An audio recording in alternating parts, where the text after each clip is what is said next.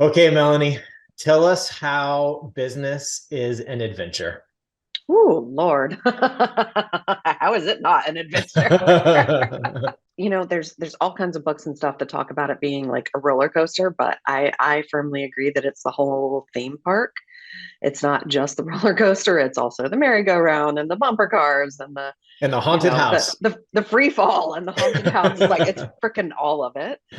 But yeah, to me, business is we have this expectation that we're going to start a business and we're going to tell people about our website or about our services and suddenly we'll be booked. And it's like your expectation is that it's going to happen in a linear straight line and it's going to be quick and it's going to be easy. Or some people are like, oh no, it's going to be really, really hard.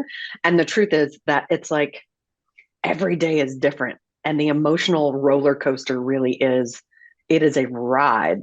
Some days you're riding high. Yay, I signed a client. Yay, I made a sale today. And the next day it's like, no one's responding to my things. And it's Oh, crickets. And just riding that wave, that's the adventure part. It's like, how do I figure out how to talk to my people?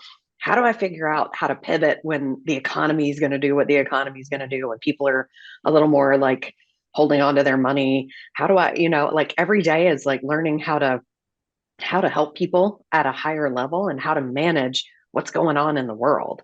And so like it's a ride. It's an emotional roller coaster. I feel like it's the personal growth adventure I didn't know I needed.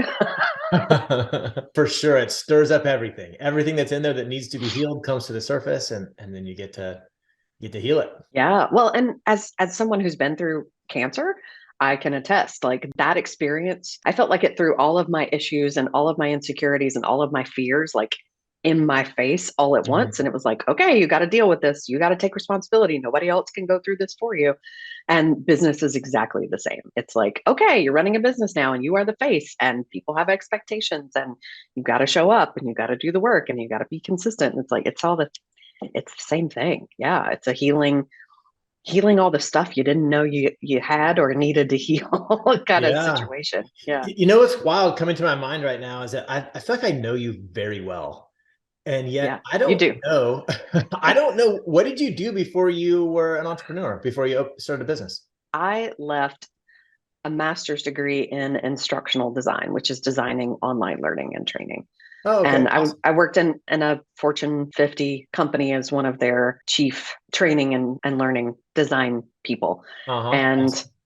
I didn't love corporate. I have ADHD. I didn't love it. I didn't love people being like, here's your project timeline, go make Oh, something pretty, but only in this box. uh-huh. It's like, ugh. And what was the timing of when had cancer versus the starting your business versus working in that? Like how did it fit into the timeline? It all kind of meshed together. So I was diagnosed in 2011, right before I turned 35. Okay. And I had just finished my master's degree like 2 or 3 months before that. So I was already working in the field, and suddenly it was like, okay, here's this bomb I'm going to drop on your whole life. Uh-huh. So I continued working because health insurance is what it is in America. So I worked through chemo. I ended up leaving the job I was at because they were so awful about having cancer, Uh, and found a new job and just realized like this is not the direction I want my life to go. And I ended up at like a very toxic startup that was like, you will work days and nights and be on call, and there are no yeah. vacations, there are no weekends. And I was like, my mental health, y'all, it's Uh-huh. a no for me. And so I like quit that. I just packed my shit one day and like left. And so that put me into, foreclosure and bankruptcy. And Yeah. it was like, okay, there will be more bombs to be dropped in my life. And I went through a divorce. And as all of this upheaval was happening, I was like, I gotta figure out how to manage what's happening in my brain because this is devastating. It was like all Mhm. the life changes at once: Right. cancer, divorce, moving, job, all of it in like a year, 2 years time. And that's when I found coaching. And that's when I was like, oh my gosh, this has changed my life so much. I want to help other Mm. people do this. So I started my business in 2015, but I had been an entrepreneur before. I am a knitter. I love knitting. I love making pretty things. Nice. Um, and I dyed yarn and sold yarn for a couple of years before my diagnosis. So all of this hits at once. Yeah. I mean, basically you lived what everyone's like, well, I don't want to go start my own business because what if the worst case scenario hits? And you're like, yeah. So did that make it less scary to start the business, or was it still terrifying? I mean, it was terrifying, but it was also like I felt so called. I felt like I did not have a choice. Mm-hmm. I mean, I had choice. That's not to say I did not have choices. And I have choices today. Like if I wanted to go work in instructional design, I could, Mm-hmm. but I don't want to. And I really was like, I don't want to work for someone else. I don't want other people lording over me, telling me what to do, micromanaging me. I want the freedom to live the life that I want and do something that I truly love that I know makes a huge difference in the world. And so I just felt so pulled to that. I was like, okay, well, whatever needs to happen, let's make it happen because I'm not doing this anymore. This is not, it is very clear for me. This is not the path that my life is going to go. And staying here is so incredibly painful. I can't. I'm not cut out for corporate. I'm not cut out You for know a day what's so job. cool about that? It's like, man, you're just getting me inspired right now. So when you think about adventure, that I think that normally people are like, oh, adventure, that's when you do scary things. But the truth is that's part of it. But there's a huge Hmm. upside, which is the freedom you're describing. The Yeah. fun of being in the mountains, the fun of being out in the ocean on a surfboard, of going on a hike to wherever, is that you're like, hey, good, bad, right, wrong, up, down, whatever happens now, it's my call. And I get to do what I want. And the trail goes over there. I don't even need to walk on that trail. I could just go right across those rocks. It's very empowering. And I think that's the adventure of business Yeah, that doesn't get discussed as much. absolutely. And it's I see business as such a creative pursuit Mm-hmm. these days. You know, when I first started out, I was like, oh, if I want my business to be successful, it has to look like Right. Let these me five recreate what people. I left. Right. It has to look like these five people and they're working really hard night and day, all Uh-huh. day. And so I definitely brought my 9 to 5 mindset and like work structure until I was like, this, hold on, what's happening right now? Right. Now I hate this. What's going on?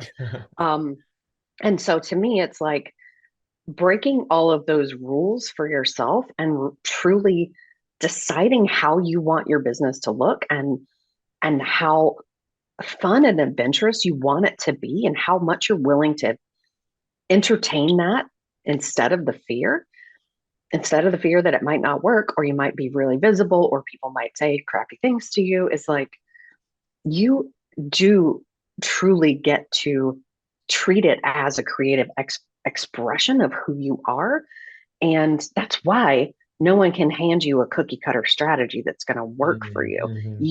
You can pick apart the pieces of those things that work for you, but nobody else's strategy in a Yeah. box is going to exactly fit you, and it's Right. not supposed to. Yeah, you don't Your want business it. That's why you No, your left. business is supposed to look like you. It's supposed to be a Right. reflection of the life that you want, how you want to serve your clients, how you want your day to go.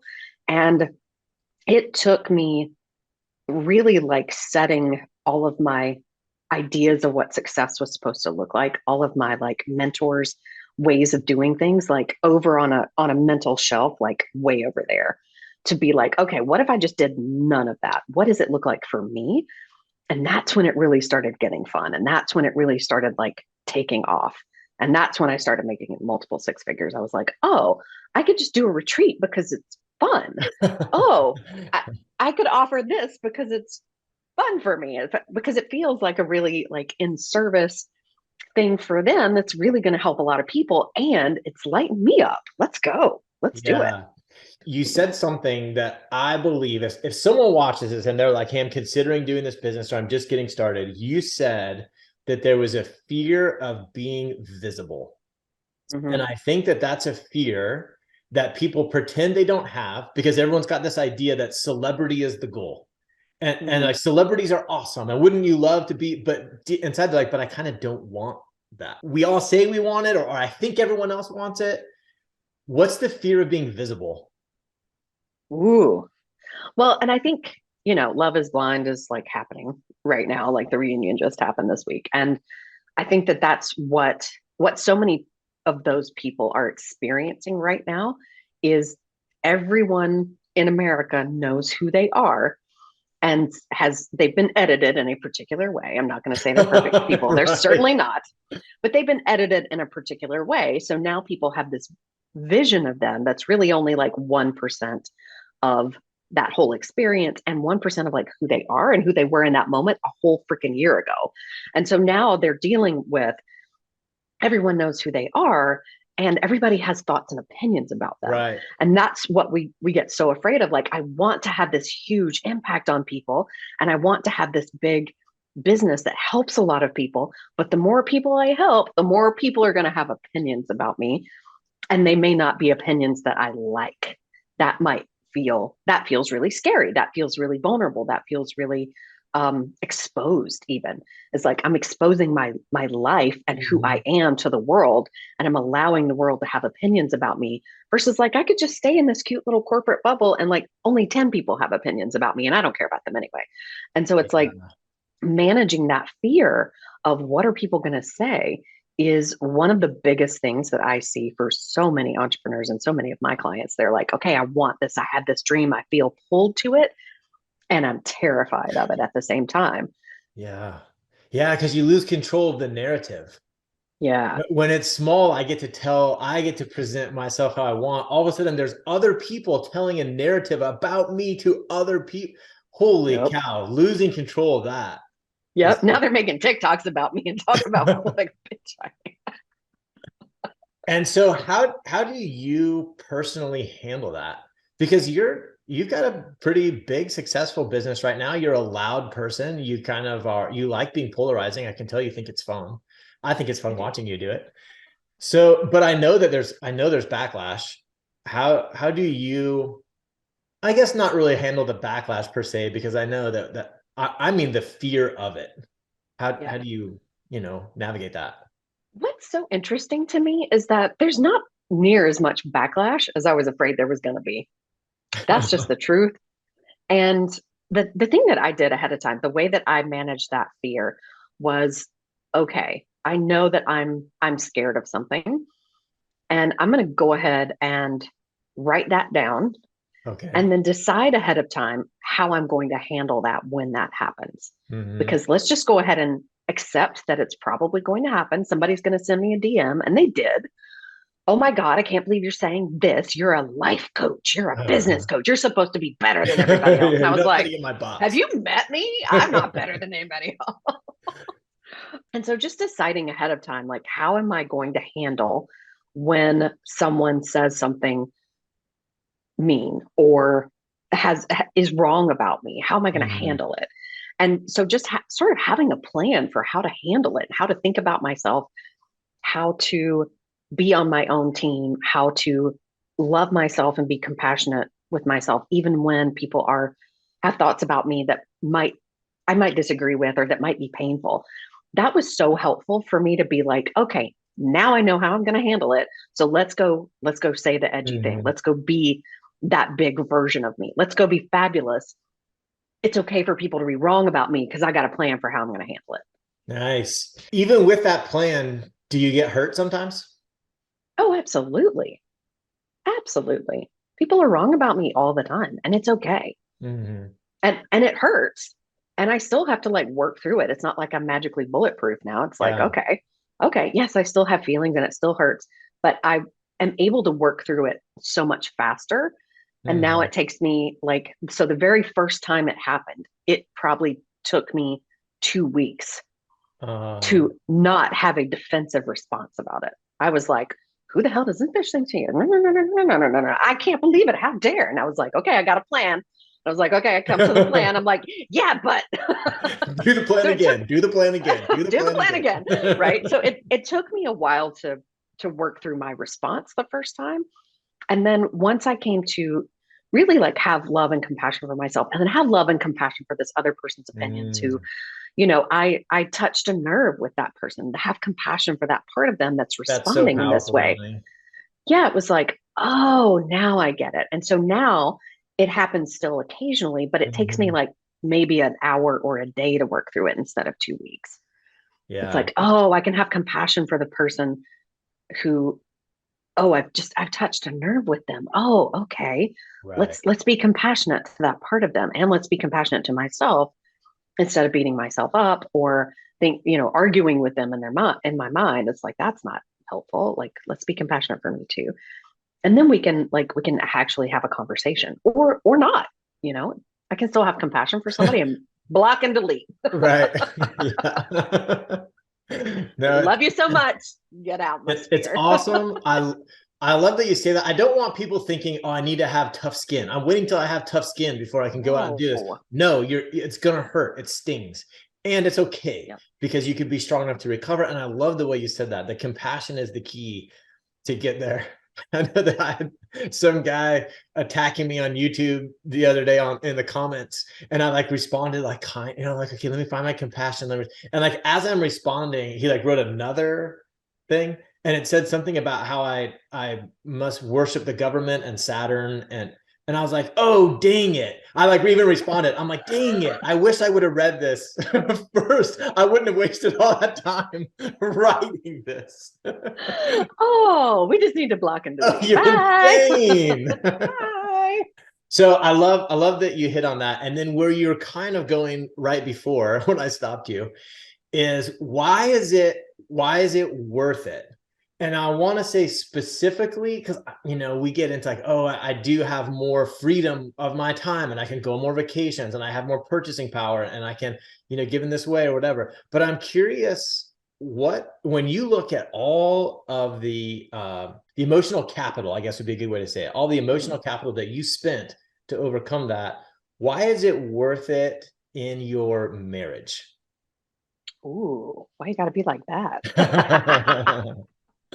Yeah, what I found so fascinating is that working on myself, so I coach myself regularly because I have a lot of drama, I have a lot of fear, I have a lot of anxiety, I have ADHD too. Um, but working through my own fears has it about business and in life and all the things that I've experienced has really helped me be incredibly compassionate and an incredibly Mm, I would say good partner, but like better mhm, partner than I've ever been in the past for sure, mhm, because I see us together as a true partnership, as like we're on an adventure together. We help each other. We're on the same team. We take care of each other. And working through all of my fears, like really helped me work through my fears about, if I might say something that would piss him off or oh yeah. that would like make him defensive or hit his triggers. It's like, oh, but we got to be willing to work through those things together so that our marriage gets stronger, and it does Mm. absolutely. Like I think together we've worked through so many, I call them like emotional landmines. It's like we Uh-huh. don't dance around them. We're like, whoops, there's a Just walk landmine. through Can we talk about this? them. Yeah, it's definitely made our marriage stronger.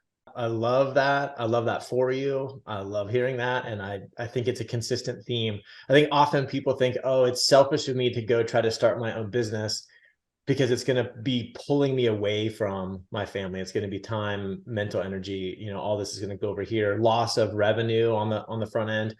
And they kind of miss out on, no, it really does lift a relationship. It can lift a marriage because of the time autonomy on one Mhm. end of it, but also like you're saying, the lessons and the growth. We both work from home most of the Mhm. time. Even though he has an office, he works right there. Why why So we why would he are, leave? Why would he leave if you're I know, home? Wiley. Um, and so that has been its own like journey of like figuring out how to work in the same space that has made our relationship better. And I want to say, he's incredibly supportive. Like when I first started my business, I had two day jobs Oh essentially. wow. Like I was working a full time 9 to 5. I didn't just like quit and then start a Uh-huh. business. I was working full time 9 to 5. I was selling for another coach. And at one point I had another like contract 9 to 5 job. So I like had that computer open. I was working on this computer and I was running my, working on my business. And he was so incredibly supportive that he was like, look, when you're ready to leave, you tell me. I will handle whatever needs to be handled except for your bills. You pay your bills. When you are ready to pay all your own bills, walk away from these things that are making you miserable. I got everything else. And just having that support has made us even stronger. And like now I handle so much more of the things, right? I'm like, okay, well, Yeah, you got the mortgage. I got the vacation. Let's go. exactly. I'm like, man, if I had that investment opportunity presented, I'd invest. I'm like, yeah, babe, let me support you right now front end. I see this paying off very well for me in the future. I know. I'm like, look, if you got me for like the first 2 years, I'm gonna have us for the rest. Okay. Yeah, that's awesome. The one other benefit I want to look at that I feel like doesn't get discussed as much is the life that you're living now that you've created through that fear. What's the benefit in terms of your health just on the daily? Yeah. Well, like I'm immunocompromised. And so like long COVID is a thing. And so it really is just taking more breaks, taking more rest opportunities, and knowing that like I don't need to put pressure on myself. The things that are going to get done are going to get done, and whatever gets pushed to tomorrow is it's okay, right? Like it's not. I have a VA. I have some support, and so like whatever I can't handle today, I can hand to her, and that support is so incredibly valuable. Because yeah, there was a week not very long ago, like 2 weeks ago, where I was like, I literally can't get out of bed for a solid week. And so I was like, okay, can you please reschedule everything? And I'll find a sub for, my coaching practice for a week. If you can just reschedule everything else and we're just going to press pause. And like that is so incredibly valuable to be able to take care of yourself first when you need to, and trust that your business is still going to be there when you get back. Amen. Yeah. But like, yeah, I mean, it's not going anywhere. It's okay. Take care of yourself and trust that your business is going to be there when you get back. Yeah, I think that is such a powerful message for people to hear. What's the common thing you always see online? Entrepreneurs, the only people who would trade 9 to 5 in order to have an 80-hour work week. No, I mean, unless you love that, like, I'm not going to say you, but oh my gosh, please don't believe that's the choice that you're making. No, absolutely not. And that's not to say that there weren't times that I definitely overworked when I was, really working hard and really like, but it was mental work. I was trying to figure out, who am I? Who do I want to be in this business? Who do I really love helping? How do I help them? And I was doing that to myself. I was doing that nights and weekends. And it's like, I didn't need to. It was helpful for my clarity, but it was also like, I could have just decided, this is who I am. This is what I do. This is who I help. This is what I love. Let's go. And saved myself all of that 20 extra hours a week mental drama and checking, scrolling and like, is my copy working? Is my marketing working? Are people opening my emails? Like all fear driven. I didn't need to. Early on, all fear and anxiety. I mean, same thing. You're like, no, I need to spend more time on this because I can't be wrong about who I serve. Well, no, you really can. You can really be wrong. And you just keep going next iteration. And the only way you're going to figure out if something works is if you do it. Yeah. Do it. You can't keep it in your head. Take action. Go try some things. Beautiful. And then learn from it. Figure it out. Did it work or not? Okay, what are we doing next? Okay, what are we doing next? Yeah. That's business in a nutshell. That's success in a nutshell. Exactly. Did it work? I don't know. Let's find out. Okay, now what are we going to try?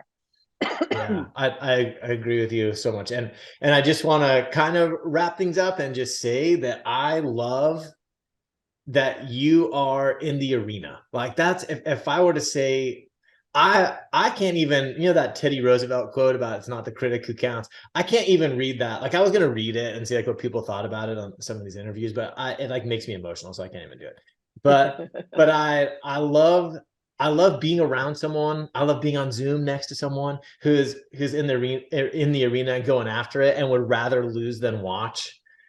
And Amen. it's just awesome. And so I just want to say thanks for taking the time to talk to us. And thanks for being an example of that in my Oh my gosh. You're going to be scared. Do it scared. That's the only way you're going to learn and the only way that you're going to get confidence. Like you can work on your internal confidence, absolutely. But what really helps in addition to that is take risks. Try things. You're not going to know what works until you try it. Be willing to do it scared. That's like the definition of courage, of doing it in the face of fear. You're never not going to be scared. I just launched a whole new course and I was like, I might sell 10 spots. I sold 50. Oh, nice. Yeah, but I was afraid no one would come, and I did it anyway. I was like, okay, I'm willing to look stupid. I'm willing to fail. I'm willing to feel terrible about myself. But that's not what happened. But I was willing. And so it was like, let me just try something and do it scared. So please, everybody, freaking do it scared. Yeah, because if there's no fear, it's not an adventure. Yeah. Who wants a life without adventure? Yeah. It's got you won't ever get on a surfboard if you're not scared first. Yeah. And if it wasn't scary, why would you want to get on it? Right. That's just going to the grocery store. Exactly. Half the fun is the fear. Joking, but not joking. Half the fun. Not joking. Thanks for sticking around to the end, and thanks so much for supporting Whit and I as we set out on our mission to spread this information out into the world so that anyone who needs it can have it. If you've been around us for years, or maybe this is your first time here and you're wanting to take this information and make it a little bit more personal, there are 3 super fun ways to work with us. Number 1, you can join our lifetime membership, where we will help you build your consistency by awakening your inner athlete. The second way is traditional one-on-one coaching. We take on a limited number of one-on-one clients, and we try to keep that number small and intimate so that we can make sure that you're feeling connected and supported. The third way is a client favorite, our adventure retreats. We believe that adventure is where fear marries fun. And when you've got 2 coaches as guides and the adventure shows up, you can't help but get unstuck. So if any of that sounds good to you and you'd like to take this a little bit deeper, you can get more information at www.steadfastlifecoaching.com. We look forward to getting to know you.